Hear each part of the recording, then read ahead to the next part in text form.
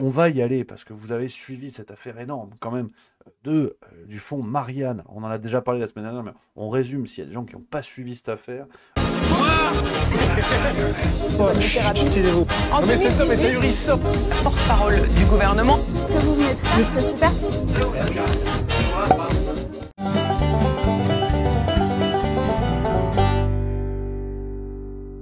Le journal Marianne, qui n'ont rien à voir. Attention, parce que si vous vous perdez déjà à ce moment-là, on est dans la merde. Merci à Abdel Karim DZ42 qui vient de sub. Merci à toi, mon Abdel Karim. Donc, qu'est-ce qui s'est passé?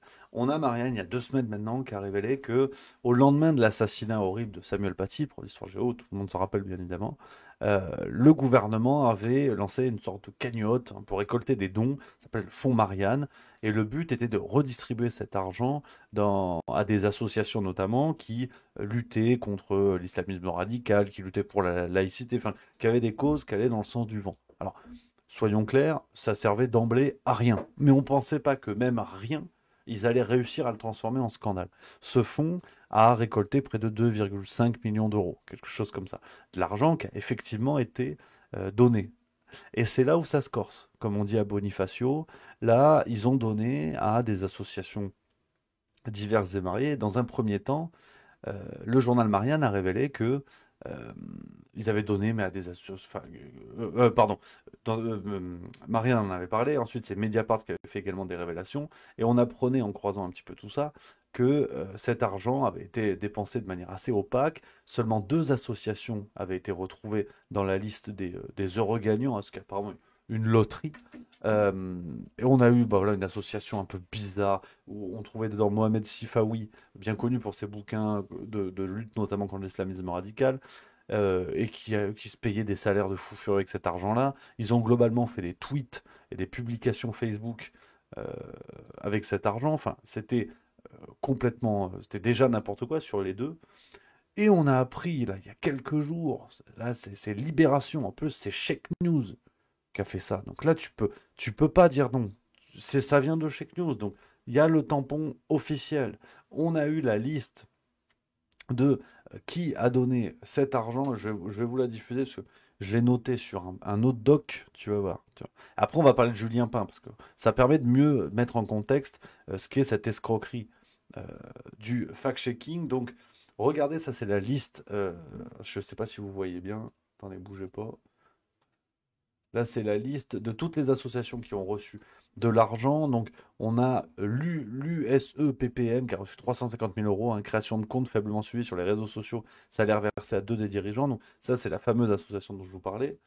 On a eu des trucs comme Reconstruire le commun. Donc là, ça a été épinglé il y a quelques jours parce que c'est une association qui a reçu 330 000 euros pour faire des vidéos où ils disaient attention, Marine Le Pen c'est le fascisme et l'extrême gauche c'est pareil. Donc ils appelaient discrètement à voter Emmanuel Macron, donc, ce qui est déjà un scandale absolu, avec de l'argent public, de financer des associations qui militent pour le gouvernement.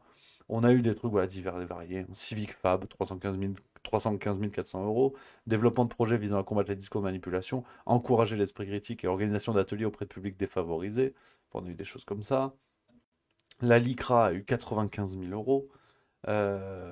Mémoire et BD, voilà, 88 960 euros. Réalisation d'un manga constitué de plusieurs histoires courtes autour des relations et l'égalité garçon-fille dans les quartiers prioritaires de la ville. 88 000 euros le manga, j'espère qu'il est imprimé sur du saumon fumé parce que ça fait cher. L'Institute of Strategic Dialogue, 80 000 euros. Ouais. Alors eux, ils ont fait une cartographie des acteurs de lutte contre la désinformation. Je suis con, je suis pas dedans. Je suis déçu parce que à 80 000 euros la carte, là c'est pareil. Tu fais un truc taille réelle. Hein. Il y a ça, les bibliothèques sans frontières, ça a la rigueur, pourquoi pas. T'as eu des Conspiracy Watch, voilà. Et c'est là où ça se corse. Voilà, c'est là où ça se corse. Conspiracy Watch, alors là, c'est la galaxie des mousquetaires du fact-checking. Hein, je veux dire, les tortues ninja de la vérité. Conspiracy Watch, c'est Rudi Reichstadt. Donc pareil, tu sais, qui est copain, c'est comme Julien Pain en fait. C'est tout pareil. Sauf qu'il y en a un, il s'appelle Rudy, l'autre, il s'appelle Julien.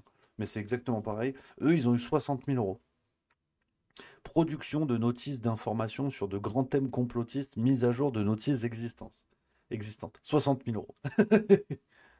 Ah, elles sont belles les notices, hein. Non, non, c'est du papier A4, blanc canson, grain mat. Non, non, 60 000 euros, faut y aller. Et le problème de Rudi Reichstadt, c'est que bon, bah, là, il a sorti un livre. Personne lui avait demandé, mais bon, il a sorti un livre, donc il fait la tournée des plateaux, forcément, tu vois. Et tu vois, ce matin, il était sur France Inter, hasard du calendrier, et il a parlé un petit peu de tout ça, hein. Je vous présente Rudi Reichstadt, c'est lui. Sonia, votre C'est-à-dire que vous êtes devenu votre propre laboratoire de recherche. Comme vous savez parfaitement que vous n'êtes pas un suppôt du complot de l'industrie pharmaceutique, comme vous savez parfaitement que vous... Alors ça, c'est bon, c'est une chroniqueuse, tout ça, qui pose les questions.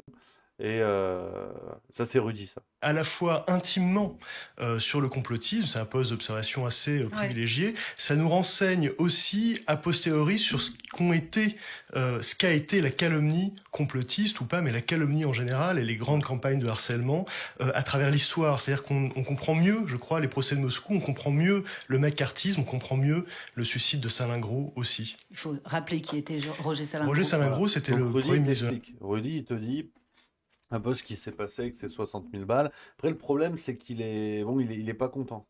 Il est pas content parce que forcément, il a été épinglé, tu vois. Et même Marianne est venue chercher ces trucs, quoi. Tu vois, Conspiracy Watch de Rudi Reichstadt, les contradictions de l'anticomplotisme professionnel.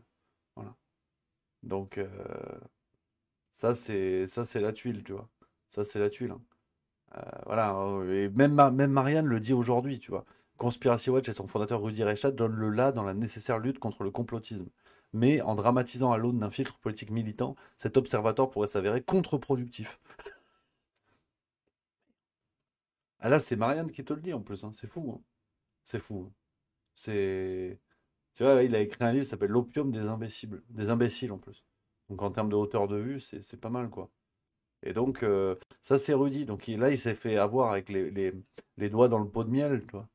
Et le problème, c'est que euh, le petit problème, là, je suis sur le site de Marcel D, Média en 442, qu'on embrasse, bien sûr, super. Euh, Parce que Rudi Reichstadt, pour vous dire un petit peu hein, ce qu'il en est, hein, 30 novembre 2022, par exemple, il t'avait dit François, il avait dit que c'était un site nazi. Ouais.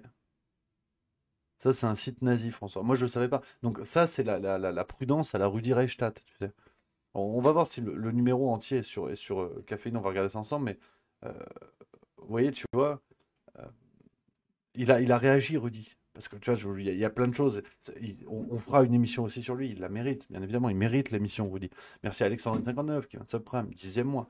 Et Rudy, il avait dit face aux accusations amalgame, accusations mensongères, fausses infos, insultes, calomnies, menaces, l'agitation conspi, déclenchée hier soir du Fonds Marianne, est comme une mise en abîme de ce que je décris dans Au cœur du complot. Assez fascinant à observer. Ouais. Bon, alors, problème de l'accusation de conspi, c'est qu'à un moment donné, il faut qu'il fasse gaffe, parce que là, on parle de ses collègues de Marianne, de Libération et de Mediapart. Donc, si les journalistes deviennent conspi, rationnistes ou complotistes, de toute façon, tu choisis le mot que tu veux, bah là, ça devient cocasse, hein. Là, faut faire attention, hein. Et c'est là où, voilà, Rudy, moi je l'aime bien. Donc, je vous présente ce monsieur pour vous donner un petit peu le contexte. Et pourquoi on introduit avec Rudy? Parce que lui, il est dans la sauce. Et on est en train de comprendre, en fait, que, en tout cas, pour ce qui est de Conspiracy Watch, on a derrière un soutien du gouvernement, en l'occurrence financier, mais on peut imaginer, et au vu par exemple de l'accès médiatique de ces gens-là et tout ça, on peut imaginer qu'ils aient une sorte de tampon officiel qui fait d'eux les mousquetaires du fact-checking, ceux qu'il faut inviter en priorité. Comment Julien Pain est considéré comme meilleur fact-checker qu'un autre journaliste lambda qui a sur France Info, sur le service public par exemple? C'est-à-dire qu'à un moment donné, ces gens-là ont bien été sélectionnés. Ils se sont inventés un métier qui n'existe pas. Dans les écoles de journalisme, il n'y a pas d'option fact-checking. Ils ont inventé leur propre métier. Et ils sont plus invités que les autres. C'est bien qu'il y a un choix. Au moins des conférences de rédaction, au moins des médias. On retrouve la même structure que Martin Blachier. Pourquoi on invitait plus Martin Blachier que le docteur Pellerin, je dis n'importe quoi? C'est parce qu'à un moment donné, Martin Blachier, il y avait un choix qui était fait des médias, et il y avait une mécanique de buzz qui venait, ils disaient n'importe quoi, et ainsi de suite. Ceux qui suivent juste mieux sont bien placés pour le savoir. Donc, on a avec le Fonds Marianne, c'est pour ça que je vous dis ça au début, et après on va regarder le documentaire. on a, avec le fonds Marianne, un élément de preuve. Alors, tu vois, je vais être prudent parce que sinon, après, Rudy va me dire que je dis n'importe quoi, ou un journaliste de l'Express, ça, on ne sait pas. On a un élément que ces gens-là sont au moins soutenus d'une certaine manière, enfin, lui en tout cas, est soutenu d'une certaine manière par le gouvernement. Julien Pain, qui officie sur France Info, donc c'est le service public, donc il est aussi financé d'une manière ou d'une autre par le gouvernement.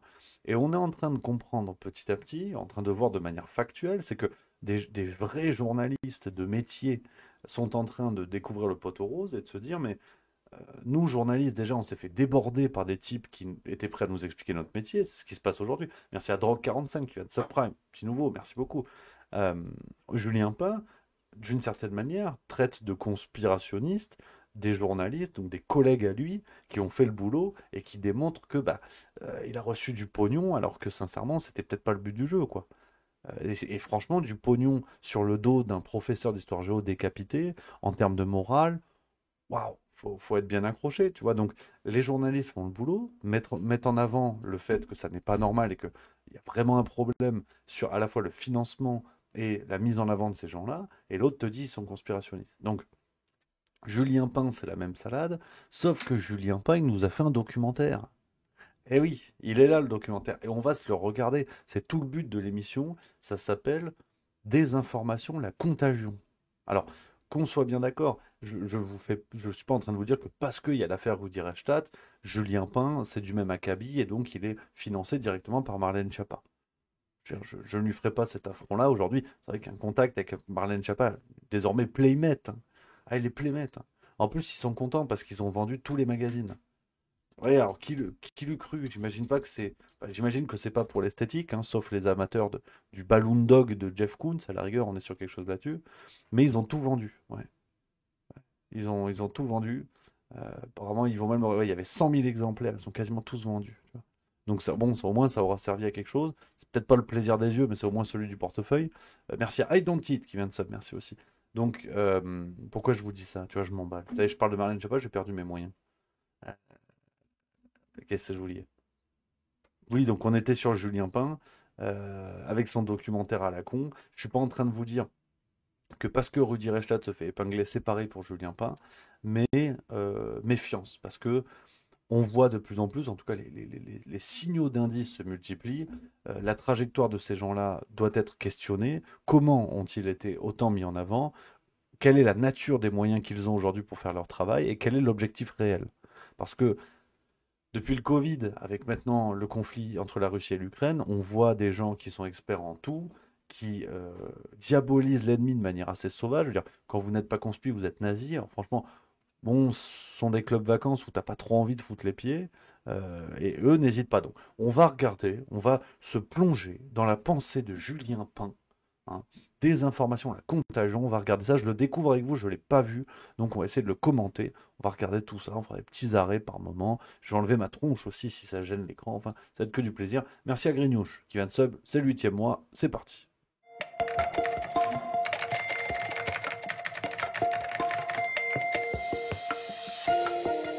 Les intox, les fake news, rien de nouveau. Au Moyen-Âge déjà, on accusait les juifs d'empoisonner des puits. Et certains événements plus récents ont déjà exacerbé les théories mensongères. Par exemple, les attentats du 11 septembre. Vous avez vu ça? Un missile a été tiré quelques secondes avant l'impact. Mais depuis quelques années, notamment avec la pandémie de Covid, les fausses infos ont envahi notre quotidien. Que ce soit sur les réseaux sociaux, ils ont fabriqué un virus dans le but de tuer des millions de gens. Ou dans les rues. On périsse la société pour une petite grippette de rien du tout. On fait peur aux gens pour mettre en place le monde global, le nouvel mondial. Première petite intervention, parce qu'on va se le décortiquer quand même. On commence avec un point Godwin sublime. Ça attaque direct, hop, premier complot de l'histoire, tac, c'est sur les juifs. Voilà. Point Godwin classique, hein, c'est du plaisir, c'est efficace, c'est une belle mise en jambe, passe profondeur, là on est gagné. Et puis tout de suite, tu vois, on te dit, les fake news, ça c'est dans la rue. Et là on interviewe une dame qui parle de grippette. Alors c'est marrant parce que là, il n'a pas épinglé Michel Simès, médecin de plateau bien connu, qui lui aussi avait parlé de grippette. Tu vois. Comme quoi, il n'y a pas que dans la rue. Il y a aussi dans des endroits normalement protégés contre l'affreux virus du complotisme. Donc, on a, qu'on soit bien d'accord, par moment, je vais vous dire des choses qui sont un peu plus tirées par les cheveux, qui sont, qui sont plus de la critique de forme. On fera aussi de la critique de fond, à n'en pas douter, je crois qu'il y aura des choses à dire. Mais on a déjà des partis pris dans la réalisation, et ça fait 54 secondes. Donc, je peux vous dire qu'on n'est pas couché. La guerre en Ukraine atteint aujourd'hui des sommets de manipulation. Nous n'avons pas envahi l'Ukraine. Nous avons organisé une opération militaire spéciale. Et puis, on le sait maintenant, la désinformation peut porter au pouvoir. Fake, disgusting news. Alors, Voilà. comment en est-on arrivé là? Les exemples sont bien sûr choisis au hasard. Merci à Les Astuces de Claudéa qui vient de se prendre le 7e mois.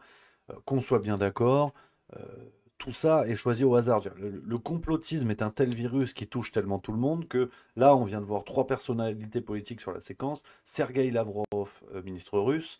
Là, on a Florian Philippot et on avait Donald Trump.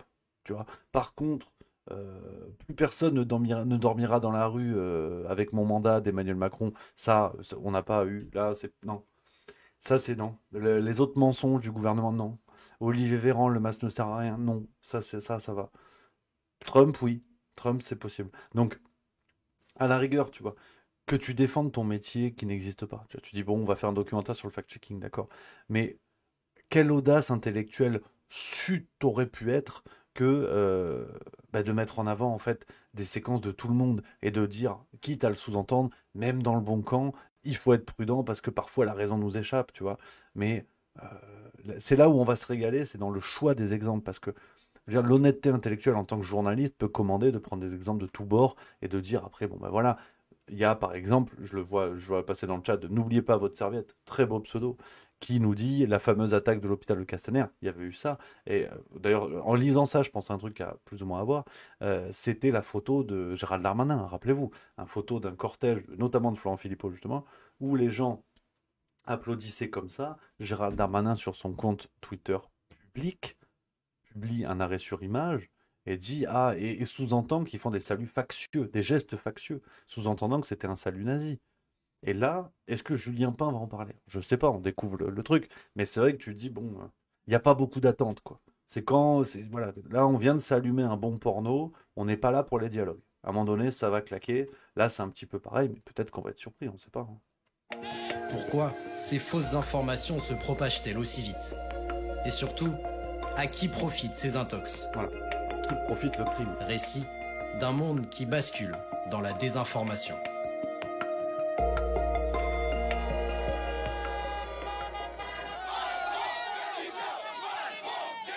À l'automne 2018, un mouvement fait son apparition. Les Gilets jaunes. Des femmes, des hommes et une colère.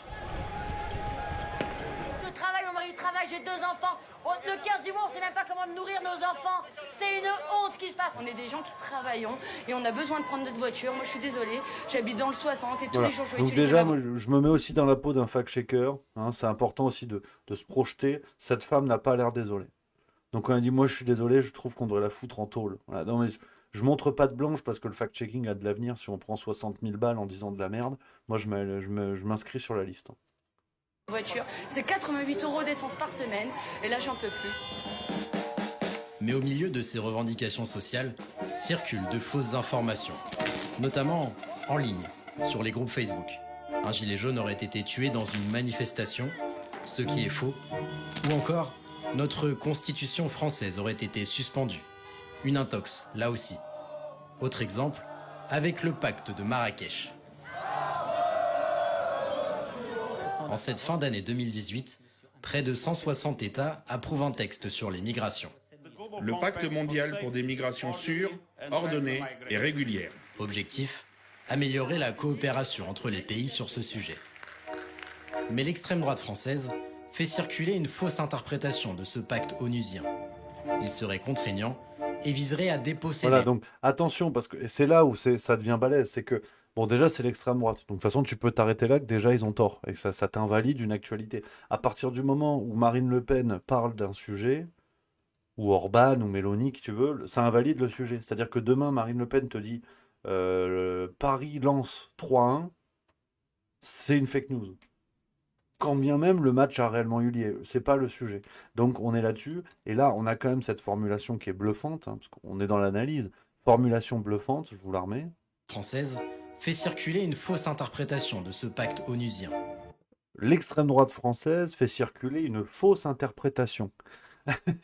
Parce qu'il n'y a pas seulement l'actualité qui est fausse, c'est l'interprétation. Et là, on est absolument dans le fact-checking. C'est-à-dire que c'est pas tant, parce qu'en vérité, une fake news, ça n'existe pas. Quelqu'un qui sort, enfin, comment dire, ça n'existe pas. C'est plus rare que ce qu'on veut bien entendre, et ce qu'en disent les experts de fact-checking, dans la mesure où inventer une actualité, il faut déjà partir de loin. C'est-à-dire, t'inventes pas un accident de bagnole.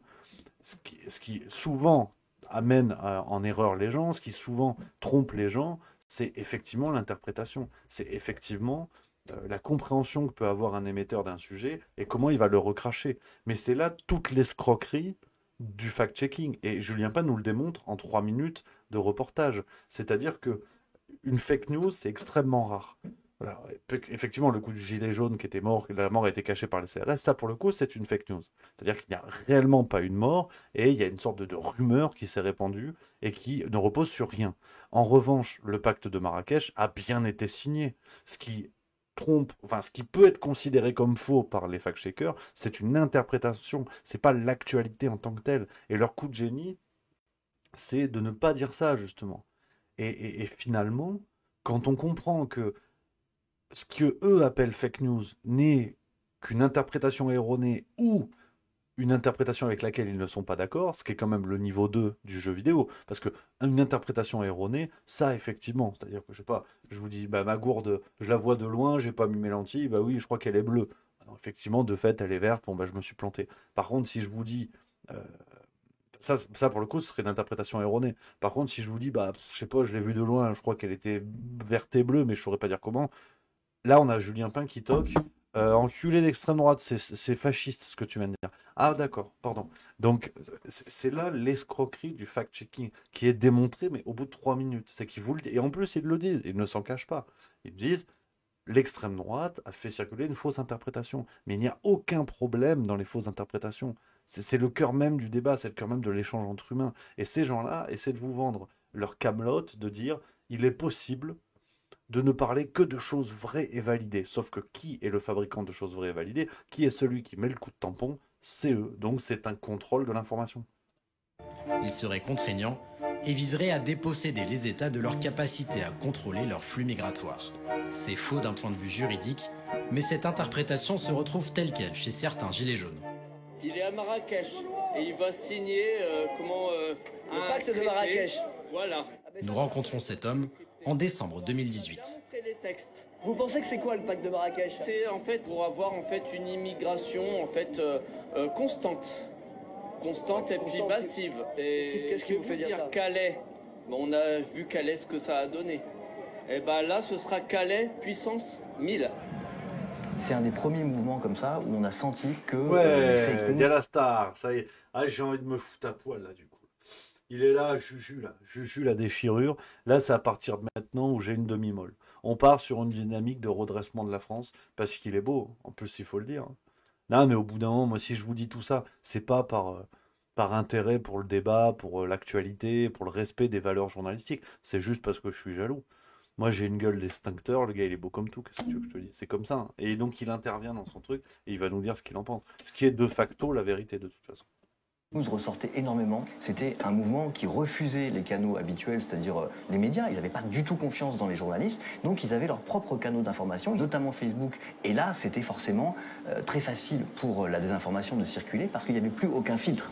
Mais un an plus tard, un événement va faire basculer cette désinformation dans une autre dimension. Est-on face à une nouvelle épidémie de grande ampleur? En Chine, un mystérieux virus de la même famille que le SRAS. 2 premiers cas de coronavirus identifiés en France. Nous ne savons pas à quel point ce virus est contagieux. Nous sommes en guerre. La pandémie de Covid-19 réunis... C'est très beau choix, un très beau choix de l'extrait d'Agnès Buzyn, bien évidemment. Juju, parce qu'il n'a pas pensé, à mon avis, il ne prend pas l'extrait où Agnès Buzyn nous dit que le risque d'arrivée du virus en France est quasiment nul. Hein. Ça, il ne prend pas cet extrait parce que il y avait plus la cassette. Ils ont perdu la cassette, donc il ne nous met pas celle-là. Il nous met un autre extrait, mais c'est indépendant de sa volonté. Tous les ingrédients pour faire prospérer la désinformation. La peur d'un virus inconnu, dont on ignore l'origine ou même la façon dont il se transmet.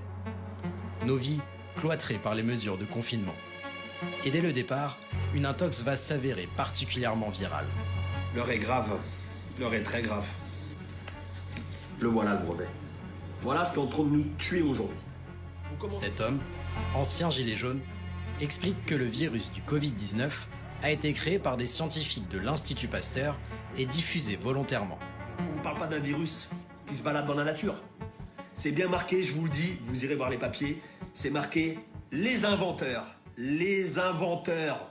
Ce brevet existe bien, et il est effectivement l'œuvre de l'Institut Pasteur. Mais cet internaute l'interprète de manière erronée. Le terme « inventeur » désigne les personnes qui ont déposé ce brevet. Et il ne concerne pas l'invention du Covid-19, mais l'identification d'un ancien coronavirus. L'homme à l'origine de Ah, le fact-checking en bois, c'est terrible quand même. Tu sais, sur des jeux de mots, le mec, l'autre c'est un abruti. Pour Julien Pin, c'est clairement un abruti. Et en plus, tu sais, il vient fact-checker sur des éléments, c'est génial quand même, tu vois. Ouais, en fait, il a dénoncé un oiseau dans sa vidéo. C'était une mouette, donc le mec s'est trompé. Et moi, Julien Pin, je peux vous dire tout ça. Ah, merci, Julien. Intox sera condamné à une amende de 5 000 € avec sursis pour diffamation à l'égard de l'Institut Pasteur en septembre 2020. Effectivement, j'ai fait l'amalgame sur le mot « inventeur ». Malgré sa condamnation et les démentis, cette fausse information va continuer de se diffuser. Fabriqué en France par l'Institut Pasteur. Jusqu'à être reprise dans un documentaire. Hold up, alors là, ça va chier des bulles carrées. Là, on va rigoler. Je suis assez bluffé, je vais pas vous mentir. Alors, on fait des blagues et tout ça, mais même en essayant de regarder ça sous un angle, tu vois, pas objectif, vous connaissez mon point de vue là-dessus, mais sous un angle clair, en abandonnant un petit peu mes petites idées, mes préconçus et compagnie sur le monsieur, le choix des séquences est génial. Faut être d'une mauvaise foi terrible pour choisir cela. Je veux dire, pour l'instant, il n'y a pas un mot sur l'une des plus grosses fake news du début du Covid-19 en France, qui était le masque ne sert à rien. L'honnêteté journalistique commanderait de mettre ça en avant et de dire, vous avez vu, voilà, effectivement, bam. C'est hallucinant.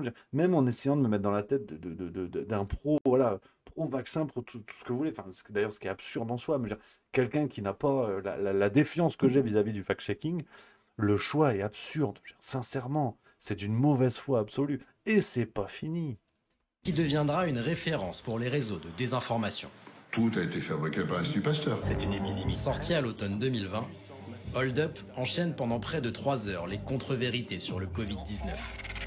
C'est des chiffres partiels qui sont utilisés ou des arguments qui sont utilisés, mais seulement le côté qui intéresse le réalisateur. Donc le choix des intervenants aussi est tout à fait objectif. Hein, cette dame qu'on salue, qui est journaliste pour l'émission Vrai ou Fake, qui est l'émission de Julien Pin en fait. Voilà. Ah, on n'est jamais mieux servi que par soi-même. Qui intéresse le réalisateur, mais le problème c'est que quand on regarde, évidemment, on s'en rend pas compte parce que c'est très bien fait.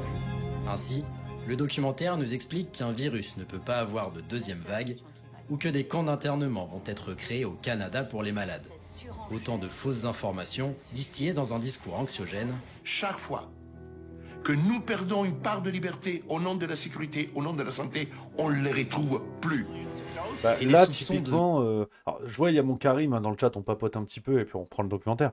Mon Karim que je salue, qui dit « Salut Rémi, vient de rentrer, j'ai pas suivi, tu en penses quoi du film Hold Up ?» Pour la faire courte, effectivement que Hold Up est dans le grandiloquent et dans tout ce qu'on veut, mais moi, jusqu'à présent, j'étais sur une grille de lecture de la liberté d'expression et que ce documentaire pouvait et devait exister et que les gens étaient assez intelligents pour voir que quand effectivement Monique Pinson-Charlot, sociologue qui est dans le documentaire, explique, elle parle d'une Shoah, quelque chose comme ça, elle compare ou un génocide, je sais pas quoi, les gens sont assez... Je suis certain que les spectateurs sont assez intelligents pour comprendre qu'il y a parfois des tournures, une mise en scène, des déclarations qui sont choquantes et excessives, et il y en a d'autres qui sont intéressantes et à prendre en compte. Ce que dit Carlos Brouza dans l'extrait qu'on vient de voir, une part de liberté perdue n'est jamais retrouvée. Je vois pas où est le problème. Donc, ce qui m'embêtait avec le traitement d'Hold Up, c'est qu'il y a bien évidemment plein de choses avec lesquelles je ne suis pas d'accord. Maintenant, on peut faire le tri, quoi. On est assez malin pour dire, oui, il y a des dingueries dans ce documentaire, mais il y a aussi des choses intéressantes. On est capable de faire le tri entre le bon grain et l'ivré, tu vois. Et ce qui m'a rendu fou avec Hold Up, mais on comprend mieux aujourd'hui avec comment il est dénoncé 2 ans et demi après par Julien Pain. Il fallait surtout que ce documentaire soit présenté et perçu comme un immense ramassis de théories complotistes. Et pourtant, quand on fait le tri, on comprend que oui, il y a des trucs complètement zinzin, et il y a des trucs à prendre en compte. Enfin, au bout d'un moment, si on n'a même plus le droit en fait de considérer tout le contraste dans une seule et même œuvre, des choses qu'on aime, des choses qu'on n'aime pas, là, ça va devenir vraiment compliqué. Dans Hold Up, il y a des choses avec lesquelles je suis complètement d'accord. Ils évoquaient dans le documentaire, on est en mars ou avril 2020 à ce moment-là, je crois, ou peut-être même mai, ils évoquent la notion de QR code, ils évoquent l'encadrement de la population, ils évoquent tout ça. Le documentaire ne dit pas n'importe quoi sur tout.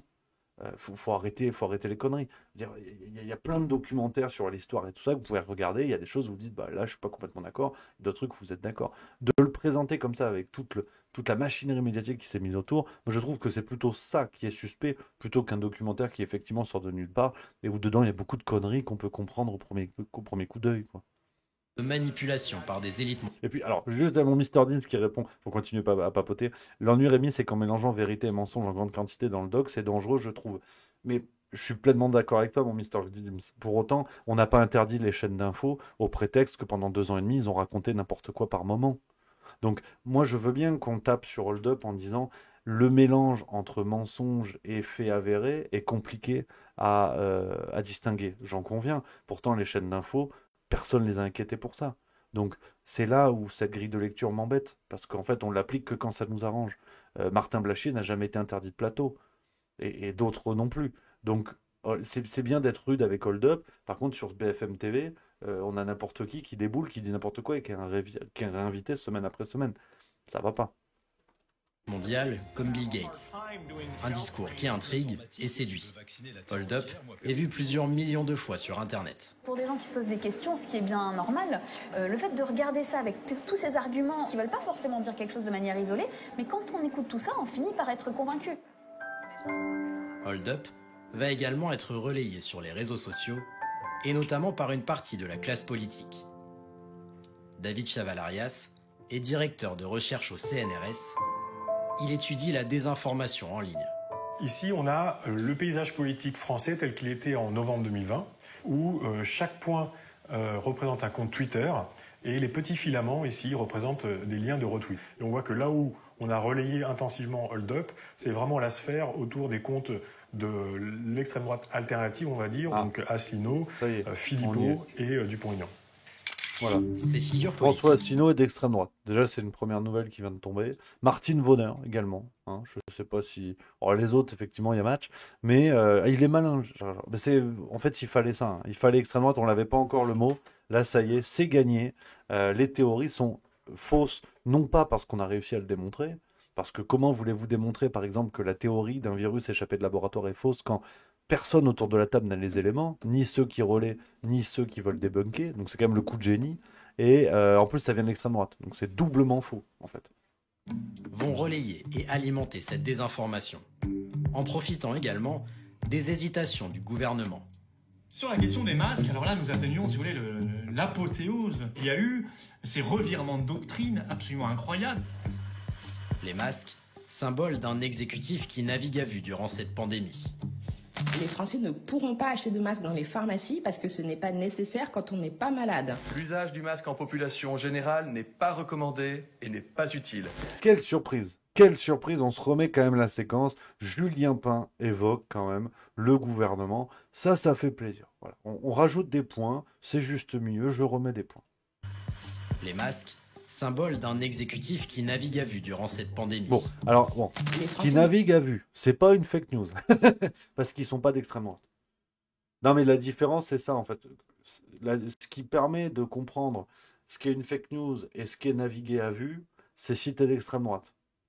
Voilà. Là, le gouvernement, il n'est pas d'extrême droite, donc il navigue à vue. Ne pourront pas acheter de masques dans les pharmacies parce que ce n'est pas nécessaire quand on n'est pas malade. L'usage du masque en population générale n'est pas recommandé et n'est pas utile.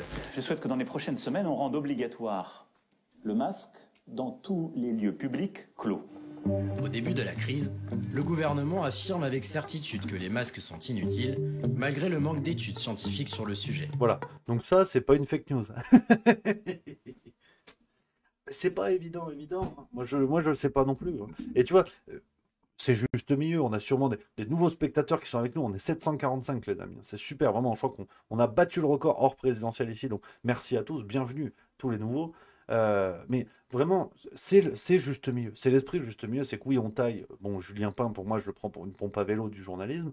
Mais il faut regarder les choses pour ce qu'elles sont présentées. Et là, vraiment, on regarde le documentaire sérieusement. En oubliant un petit peu les idées de chacun, les présupposés de chacun et tout. Mais franchement, là, c'est d'une partialité mais incroyable. Je veux dire, le gouvernement qui dit n'importe quoi, ça navigue à vue. Et en fait, bon, vous comprenez, ils ont dit ça, mais bon, ça manquait un peu d'études et tout. Ça manquait d'études. En Corée du Nord, ça faisait 25-30 ans que c'était dans les en Corée du Sud, pardon, même au Japon, c'est dans les politiques sanitaires depuis des décennies, l'usage du masque au moment des épidémies. Et donc, notre gouvernement, les études ne sont pas arrivées. C'était DHL, la livraison, ça ne marchait pas. Donc, la partialité est sidérante, quoi. Ce qu'il ne dit pas clairement, en revanche, c'est qu'à ce moment-là, la France n'a tout simplement pas assez de masques. Il y avait des masques et puis il n'y en a plus. Puis on ne sait pas très bien où on en est des stocks. Ça va nourrir incontestablement cette idée qu'il y a quelque chose de pas clair, qu'on cache la vérité aux Françaises et aux Français et que l'exécutif, en plus, ne maîtrise pas la situation. Le gouvernement veut donner des réponses claires et définitives sur le virus, à un moment où la science ne peut pas encore les apporter. Cette phrase, elle est chouette. Non mais, tu vois, comme quoi, non mais il faut le regarder, ce docu, il y a des trucs intéressants. Elle est belle, cette phrase. Le gouvernement veut apporter des phrases fermes et définitives, la science ne peut pas en apporter, pardon. Je trouve ça chouette. Je trouve franchement cette phrase intéressante, elle résume tout à fait la situation. Par contre, on va dire l'emballement de cette séquence, je le trouve un petit peu partial. C'est-à-dire que quand des gens pointent du doigt exactement les mêmes choses, s'ils sont d'extrême droite ou d'extrême gauche, qu'importe, c'est un scandale. Parce que Martine Vonner, qui est rangée à l'extrême droite par notre ami le chercheur, rappelons que c'est une ancienne députée de La République En Marche, quand même, si jamais. Mais c'est tellement énorme qu'avec toute leur partialité, ils sont obligés de constater ça. Je veux dire, le gouvernement a dit n'importe quoi, il voulait des réponses fermes et définitives, la science ne pouvait pas leur apporter. Je reprends la phrase, je trouve qu'elle est très bien donnée, très bien résumée, mais pourquoi là ne parle-t-on pas de fake news? Pourquoi Julien Pain, il est un peu moins musclé dans le discours à ce moment-là? Parce que si le gouvernement a dit des choses sans éléments scientifiques,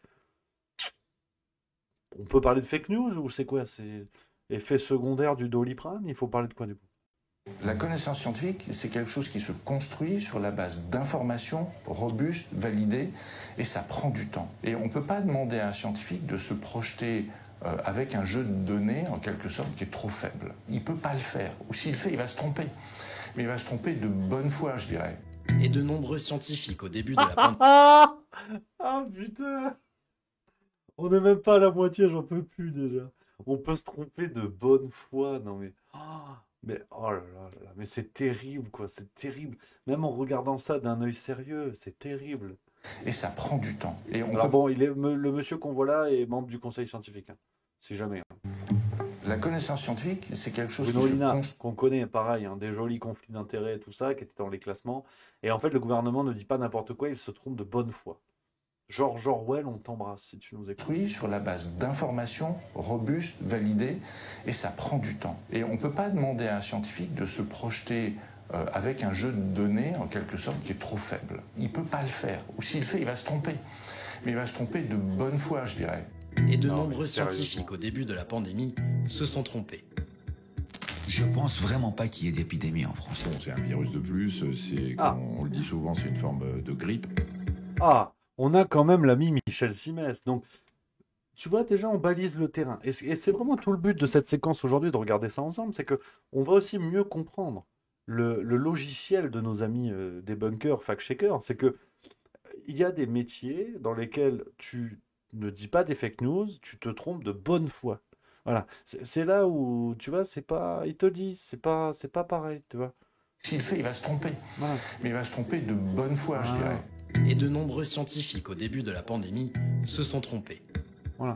Je pense Ils vraiment se sont pas qu'il y ait trompés. des... C'était pas des fake news. Ils ont dit n'importe quoi en l'absence totale d'éléments et ils se sont trompés. D'ailleurs, bon, allez, petit tacle en passant, de nombreux scientifiques, Michel Simès, il n'est pas scientifique, mais bon, c'est pas grave. Mais C'est un virus de plus, c'est, comme on le dit souvent, c'est une forme de grippe.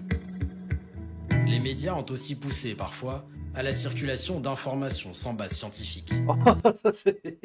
on les a tous. C'est un bingo. C'est, voilà. Il y a le mensonge de bonne foi et il y a l'information non scientifique, tu vois. Les médias, ils font ça. Le peuple relaie des fake news, les médias relaient des informations non scientifiques. À la circulation d'informations sans base scientifique. Sans base scientifique, voilà. Et ça, c'est pas des fake news, tu vois. Le niveau vraiment d'escroquerie intellectuelle de ce documentaire me bluffe et on n'est pas à la moitié. Les experts venaient et on leur demandait des réponses définitives. Et les experts ne savaient pas. Et comme on insistait et qu'on leur demandait absolument des réponses claires et précises, ils essayaient de nous donner des réponses claires et précises. Et je pense que c'est la principale erreur qu'on a faite en tant que journaliste. Il faut accepter qu'on ne sait pas tout, et on ne savait pas tout à ce moment-là sur le virus. Putain. Alors Julien Pain découvre la biscotte.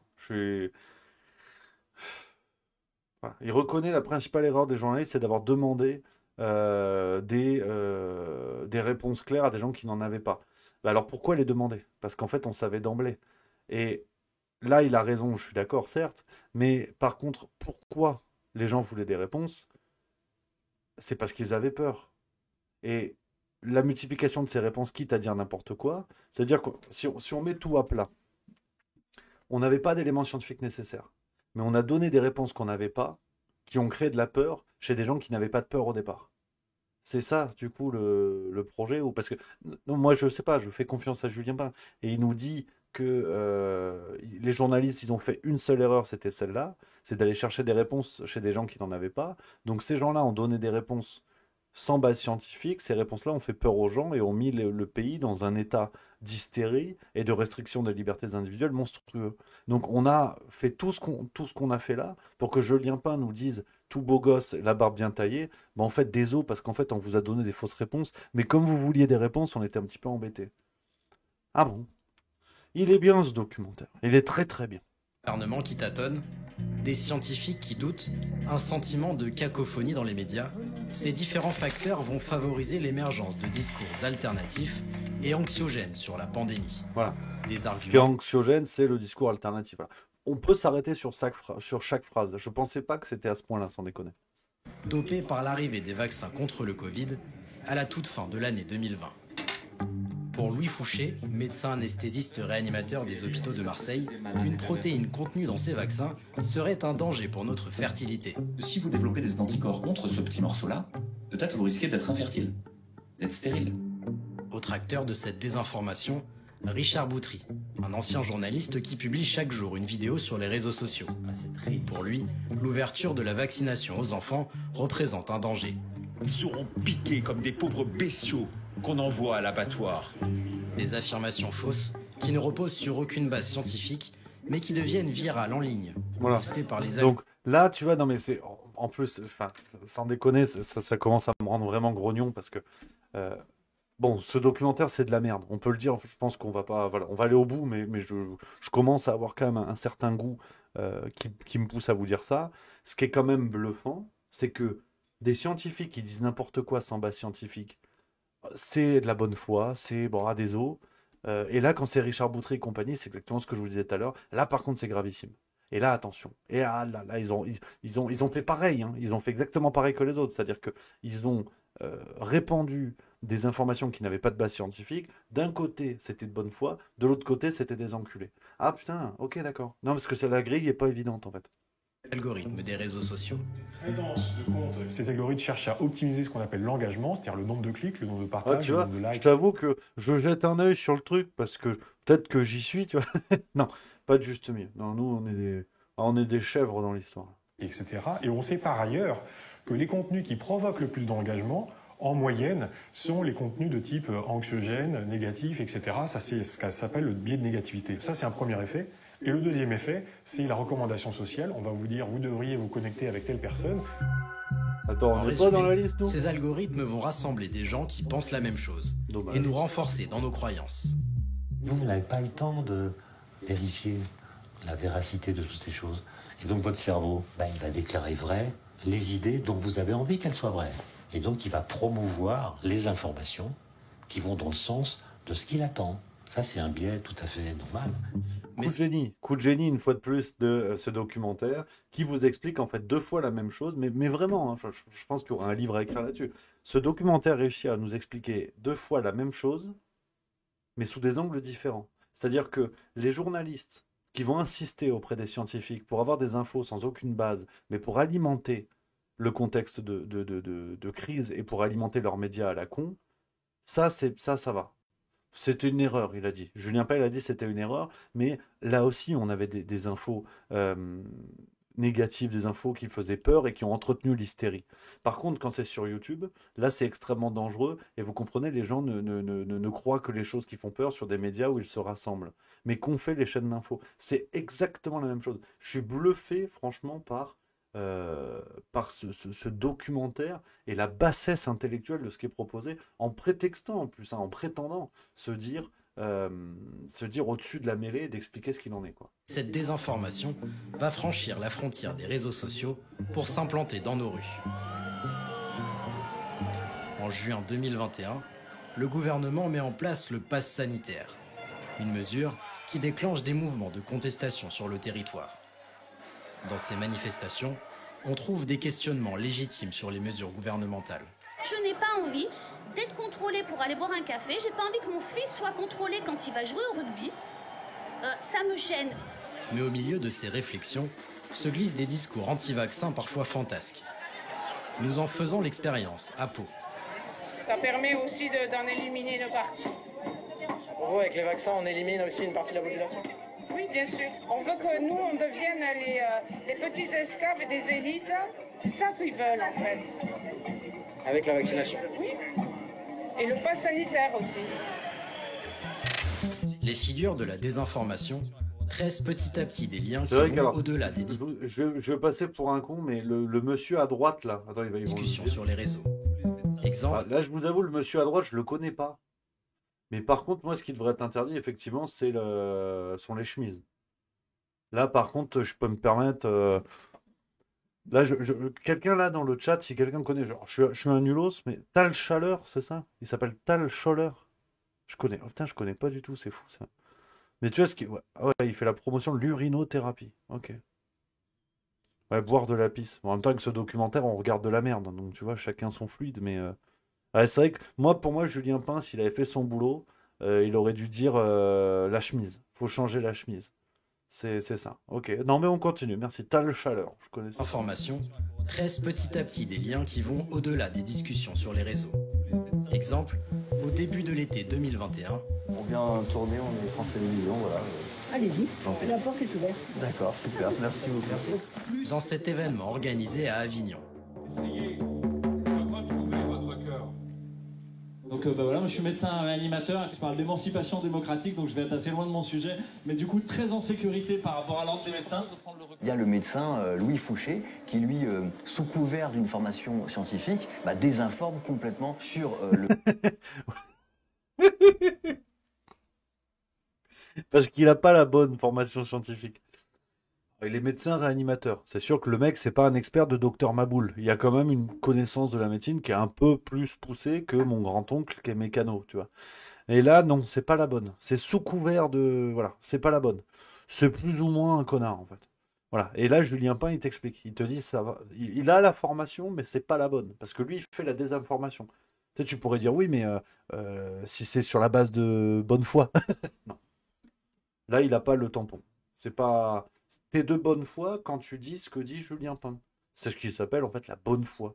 Mais sinon, non. Sinon, il n'y a pas ça. Le Covid, il y a Richard Boutry qui fait la minute de Ricardo. Distanciation sociale, gestes barrières sont des concepts inventés liés au satanisme.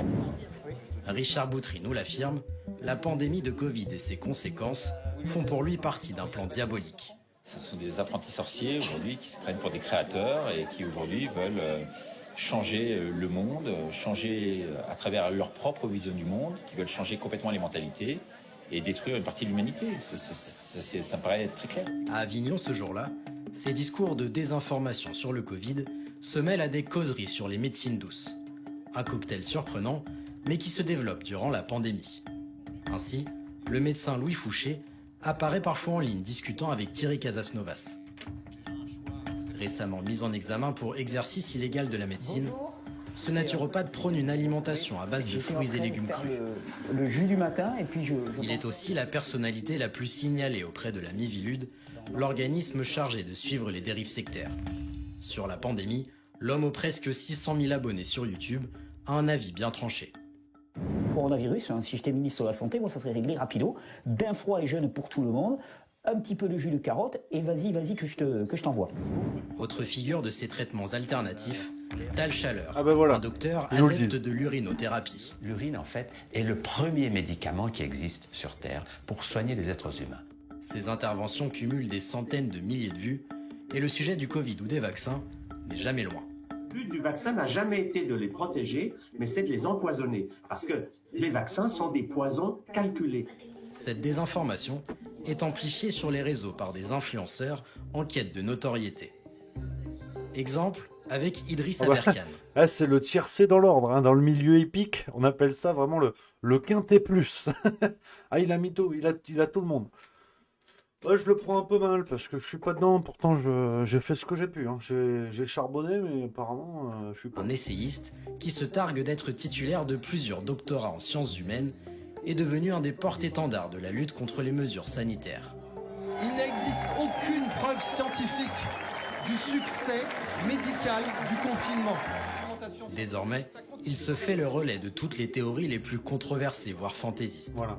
Dernièrement, il entretenait l'hypothèse selon laquelle le séisme en Turquie, qui a fait plus de 50 000 morts, aurait été provoqué artificiellement. Il serait tout à fait faux et mensonger d'enlever, d'écarter, d'éliminer immédiatement la possibilité que ce fût le fruit d'une bombe vibratoire. Voilà.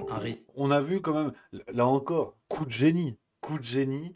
Il y a forcément une phrase qui est sélectionnée. Bon, à la rigueur, ça, dans le montage, on peut comprendre qu'ils ne mettent pas toute la vidéo, ça d'accord. Mais c'est quand même bluffant, c'est qu'il prend une phrase où, en plus, Aberkan fait preuve de prudence. Où sa phrase n'est pas « il a dit que le truc en Turquie, c'était harpe ou je sais pas quoi ». Enfin, c'est quand même bluffant, c'est que il se retrouve face à des gens qui finalement semblent être plus prudents qu'eux, et même en tentant de les dénoncer, ils arrivent à passer pour des guignols. C'est quand même bluffant. Et si lunaire, mais qui séduit. Sur YouTube, celui qui se présente comme un hyper-docteur est suivi par plus de 700 000 personnes. Sur Twitter, ce sont presque 300 000 internautes qui se sont abonnés à son compte. Surfer sur les intox, une manière de se créer une communauté. Exemple aussi avec le blog France Soir. Pendant la pandémie, tous les désinformateurs s'y retrouvent, comme le professeur Perron, écarté de l'AP-HP pour ses propos douteux sur le Covid. Il défend la thèse d'une pandémie sciemment organisée. Je pense que tout ça a été planifié parce que c'est pas possible autrement. Mais certains médias traditionnels servent aussi de caisse de résonance à ces intox. Christian Perron, par exemple, est également invité dans des émissions plus grand public. Sur Sud Radio, chez André Berkoff, ou dans l'émission de Cyril Hanouna, Touche pas à mon poste, où il dit ceci sur les vaccins anti-Covid. Ce vaccin n'est pas un vaccin, je l'ai dit depuis le départ, c'est un produit expérimental qui est en train d'entretenir et d'augmenter l'épidémie. Des individus présentés comme des lanceurs d'alerte, mais dont les propos vont à l'encontre du consensus scientifique et sont mis en valeur par ces médias. Voilà, un consensus scientifique où tout à l'heure on nous disait... c'est ce même consensus scientifique qui s'est exprimé au début de la pandémie, alors qu'il n'y avait pas de base scientifique nécessaire. Non, mais il faut suivre, parce que c'est vrai que Si tu résumes le truc, on comprend rien. Mais c'est vrai qu'au départ, les scientifiques s'exprimaient dans les médias parce que les journalistes les forçaient à avoir des réponses alors que les scientifiques n'avaient pas de base scientifique. Et déjà là, on nous parlait du consensus scientifique. On continue parce que là, j'ai les neurones qui brûlent. La désinformation est un business et un créneau médiatique. Et c'est important de le comprendre. On vous diffuse une information fausse ou incroyable parce qu'on a intérêt à générer de l'audience et à faire de l'argent avec ou de la réputation. Il y a toujours une récompense pour celui qui diffuse la fausse info. C'est devenu un business. Influenceurs, présentateurs déchus ou scientifiques marginalisés, les profils de ces désinformateurs sont variés. Mais ils se rejoignent sur une position anti-système et certains sont prêts à passer à l'acte. Membres du gouvernement, je vous adresse cette première sommation. N'attendez pas de démissionner, faites-le sur le champ. Nous allons arrêter et destituer le président. Rémi Daillet est l'homme soupçonné d'avoir organisé l'enlèvement de la petite Mia au printemps 2021, une fillette placée à l'aide sociale à l'enfance. Il est également mis en examen dans un autre dossier pour association de malfaiteurs terroristes soupçonnés d'être l'inspirateur d'actions violentes contre des lieux de pouvoir, des antennes 5G et des centres de vaccination. Rémi Daillet, lui, il agrège vraiment toutes les théories complotistes. C'est-à-dire que pour lui, l'école c'est dangereux, donc il faut faire l'école à la maison. Il est anti-vaccination, il propose même des faux... Donc ça, c'est complotiste. L'école à la maison, c'est complotiste. Moi, je ne savais pas. Hein. Non, mais franchement, j'apprends des trucs. J'ignorais que c'était complotiste de faire l'école à la maison. Ok. Certificat de vaccination, mais il va plus loin, il s'arrête pas là, il explique que tous les politiques sont corrompus, que ce sont des pédophiles notoires et que donc il faut renverser ce gouvernement. Ce que je vous amène, c'est l'extinction du système. Un discours qui en France n'a pas mené à des incidents majeurs. Mais de l'autre côté de l'Atlantique, ce genre de récit trouve un tout autre écho.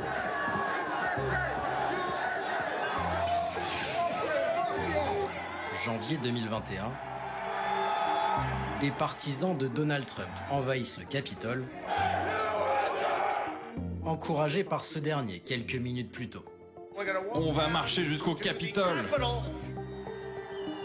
Trump refuse de reconnaître sa défaite à la présidentielle et alimente la théorie d'une élection truquée. C'est évidemment de la désinformation, c'est une façon de présenter la réalité qui l'arrange, qui va dans le sens de ce qu'il veut faire penser aux gens. Et il a gouverné comme ça pendant 4 ans. Et d'une certaine manière, on est face à un spécialiste. Hein. On est face à un professionnel parce que, alors je suppose, j'en ai pas les éléments, mais Étienne Linhart, qui est devant nos yeux ébahis, il est chef du service enquête et reportage de France 2. Donc potentiellement, j'ai dit potentiellement, c'est lui qui a laissé passer cette histoire de missiles cheminés du côté de Zaporozhye en Ukraine. Vous vous rappelez cette séquence? France 2 nous dit ouais, il y a des missiles qui tombent pas loin, et en fait, tu as une cheminée qui est tordue, derrière, tu vois une vraie cheminée. Donc potentiellement, lui, il est le chef des gens qui ont laissé passer cette théorie, enfin, qui ont laissé passer ces images. Donc là, on est face à un spécialiste, qui effectivement, en termes de fake news, tu peux y aller, quoi. Lui, il sait tout. Aux gens. Et il a gouverné comme ça pendant 4 ans, et d'une certaine manière, au Brésil, Jair Bolsonaro a fait à peu près la même chose. Le scénario du Capitole se répète au Congrès brésilien. Les partisans de l'ex-président Bolsonaro envahissent les lieux de pouvoir, galvanisés par la thèse d'une élection falsifiée. Ce mépris des faits n'a pas autant imprégné le monde politique français. Mais certains acteurs de second plan jouent systématiquement avec la désinformation pour promouvoir leur discours. Ainsi, pendant la pandémie, Florian Philippot organise chaque week-end des manifestations pour protester contre les politiques sanitaires. Le confinement, c'est un crime. Reconfiner aujourd'hui, c'est avoir du sang sur les mains. Une rhétorique de la dénonciation excessive dont le président dépasse... Rhétorique de la dénonciation excessive. Je la connaissais pas aussi, cette figure de rhétorique. C'est de dénoncer, mais de manière excessive. Donc tu vois, est-ce que Julian Assange, par exemple, est un adepte de la rhétorique de la dénonciation excessive? Je sais pas. C'est intéressant, j'apprends des choses. Moi. Patriotes usent systématiquement, quitte à diffuser de fausses informations. Exemple en septembre dernier, en plein débat sur la crise énergétique en France, avec ce tweet. Le Canard enchaîné révèle que le gouvernement veut mettre en place une police des températures pour contrôler les restrictions énergétiques cet hiver. Voilà, donc on notera qu'il y a une source. Hein, mais bon. Après les contrôles de QR code en terrasse, la police chez vous pour contrôler le chauffage. Folie tyrannique. Le problème, c'est que l'article du Canard sur lequel se base Florian Philippot ne dit pas ça. La fameuse police des températures était une idée du ministère de l'économie pour contrôler certaines entreprises, et en aucun cas les particuliers. Voilà, tout comme le pass vaccinal n'allait pas exister.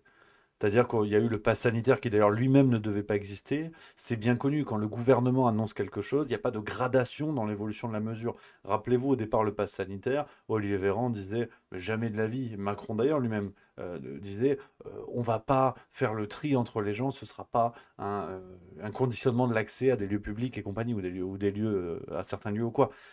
Donc c'est bien connu, quand le gouvernement commence quelque chose, il n'y a pas de gradation, il n'y a pas d'évolution derrière, tu vois. Donc ça, c'est du débunkage, par exemple. Il y a une idée qui est émise par le ministère de l'économie, il y a une idée qui est proposée, qui doit faire son chemin, qui va peut-être arriver un de ces quatre, et en fait c'est faux parce que ça concerne seulement les entreprises. Ah d'accord, pardon. Okay. Surtout, et l'article le dit bien, cette idée n'a pas été retenue par le gouvernement. Ça, effectivement, sur cet élément, ça n'a pas été retenu. Non. C'est là où il y a cette erreur, mais on en parlait tout à l'heure. C'est toute la différence entre l'interprétation et le fait. Et le fait présent ici est que l'idée a été émise, elle a été discutée.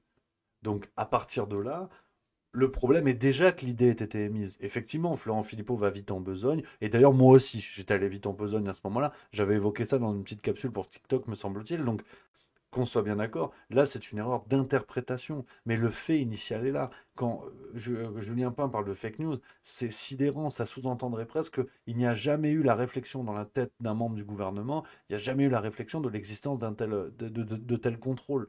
C'est absurde, c'est ça le débunkage en fait, si vous voulez, c'est prendre une information. Attends, on me dit le son est faible, merde, on m'entend bien ou pas là?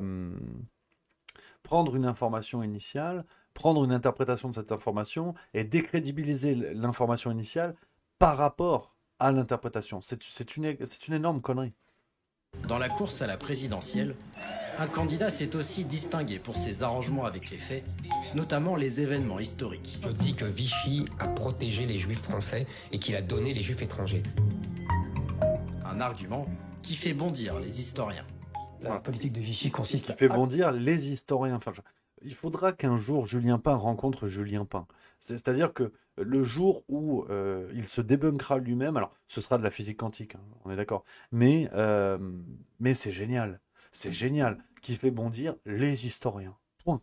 Tu peux pas citer le monsieur que tu interviews parce que c'est son avis à lui. Non, non. Éric Zemmour fait bondir les historiens. Point. C'est complètement dingue.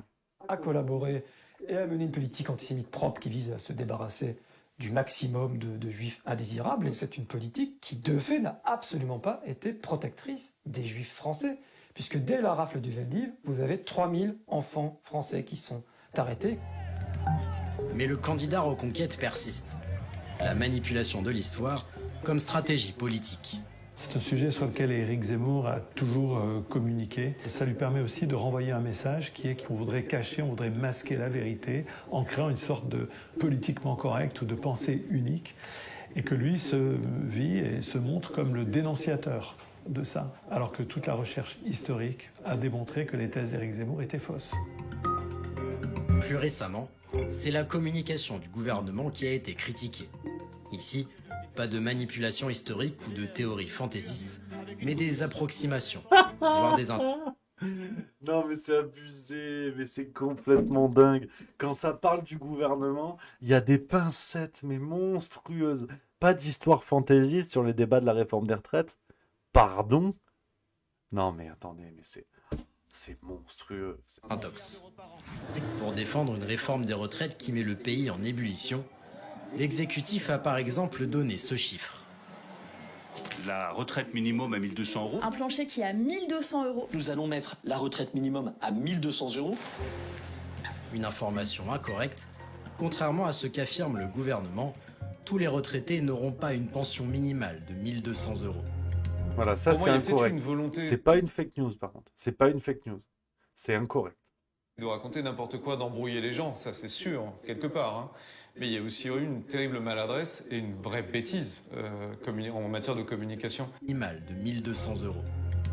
Pour moi, il y a peut-être eu une volonté de raconter n'importe quoi, d'embrouiller les gens, ça c'est sûr, quelque part. Hein. Mais il y a aussi eu une terrible maladresse et une vraie bêtise en matière de communication. La meilleure communication politique, ça reste celle qui reste près de la vérité. On peut dire ce qu'on veut avec Merci, le temps. Je sais pas combien d'années d'études il a faites pour la sortir, celle-là, mais la meilleure communication politique, c'est celle qui reste près de la vérité.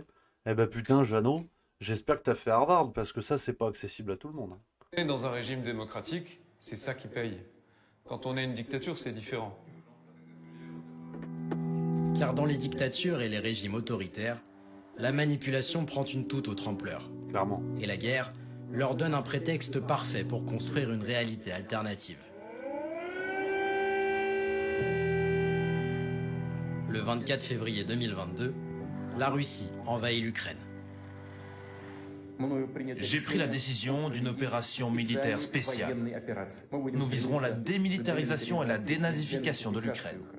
Accuser les adversaires d'être des nazis, nier toute implication dans des massacres. C'est intéressant parce que c'est ce qu'a fait Rudi Reichstadt, c'est jamais. Ouais, il a dit que François c'était un site nazi. Donc il faudrait que Julien Pain débunk Rudi Reichstadt. On n'est pas dans la merde quand même. Ou des bombardements, les ingrédients de la propagande de guerre russe. Ainsi, lors du bombardement de la maternité de Mariupol, le Kremlin accuse les victimes d'être des actrices. Argument similaire concernant les massacres de civils à Boutcha. C'est une mise en scène, c'est faux, c'est une provocation. C'est une technique qui est très couramment utilisée. On accuse de mise en scène, on accuse de recourir à des acteurs. En fait, la parole politique, c'est un instrument de la guerre. Ce n'est pas un moyen de décrire le réel ni l'histoire. Alors, coup de génie quand même du reportage, c'est de te dire en fait tout ça bien évidemment n'est pas vrai parce qu'ils partent du principe que leur version a été acceptée. Rappelons que les enquêtes internationales sur Boutcha sont toujours en cours et qu'on n'a pas eu les réponses.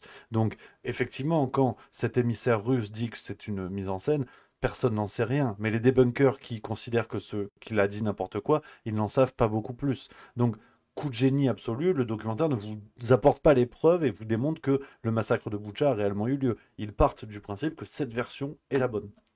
Propagande et un récit repris sur les réseaux sociaux par une frange de la population en France. Des groupes aujourd'hui clairement identifiés. Là, la guerre se déclare et tout à coup, il y a une énorme communauté qui grossit. Toutes ces personnes-là ont partagé des éléments de langage de la propagande du Kremlin, les biolabs, les nazis ukrainiens, etc., etc. Ici, on retrouve exactement le même écosystème informationnel que pour la pandémie de Covid-19, à savoir François Asselineau, Florian Philippot, Yves Pozobiec-Borgo, et puis donc aussi Thierry Mariani, Dupont-Aignan, etc. Des personnalités proches de l'extrême droite qui admirent notamment les valeurs conservatrices et la posture autoritaire de Vladimir Poutine. C'est énorme. Une idéalisation du régime russe qu'on retrouve chez de nombreuses figures anti-vaccins, comme le chanteur Francis Lalanne. Qui peut reprocher à Poutine de ne pas vouloir cette décadence occidentale?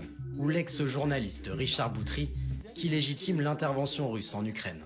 Poutine, dans un souci de défendre son peuple et derrière tout cela la souveraineté de son pays, a bien sûr raison d'intervenir en Ukraine. Un discours qui témoigne d'un certain enthousiasme pour la Russie et son régime. Un sentiment que l'on retrouvait déjà parfois chez les Gilets jaunes. Ah bon bah ça va, la boucle est bouclée. T'as une dame qui dit quelque chose, oh putain mais c'est génial. Arrêtez la mobilisation. Que Monsieur Poutine prenne la parole et raisonne notre guignol de président. Ici, cette manifestante se fait interviewer par la chaîne RT appartenant à l'État russe. Une chaîne qui avait ultra médiatisé le mouvement des Gilets jaunes, notamment par le biais de ses réseaux sociaux.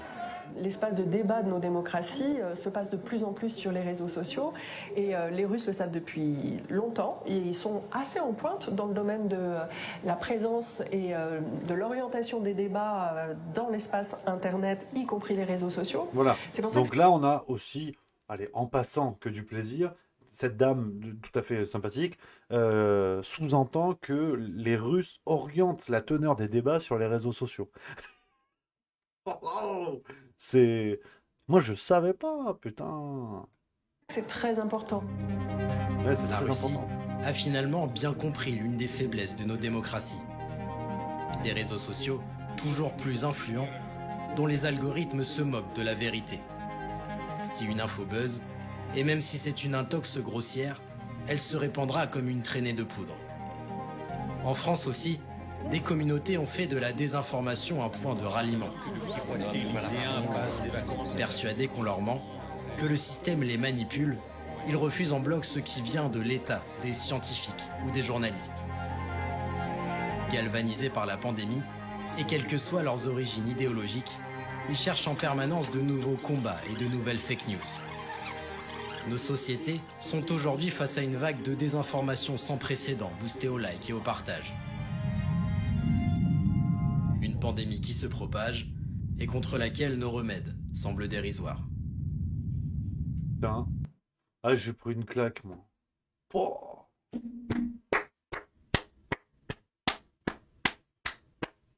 Bravo! Bravo! J'ai tout compris à la désinformation, moi. J'ai tout compris. En fait, ça a l'air d'être un peu ça, hein, le documentaire. C'est un peu de désinformation, non?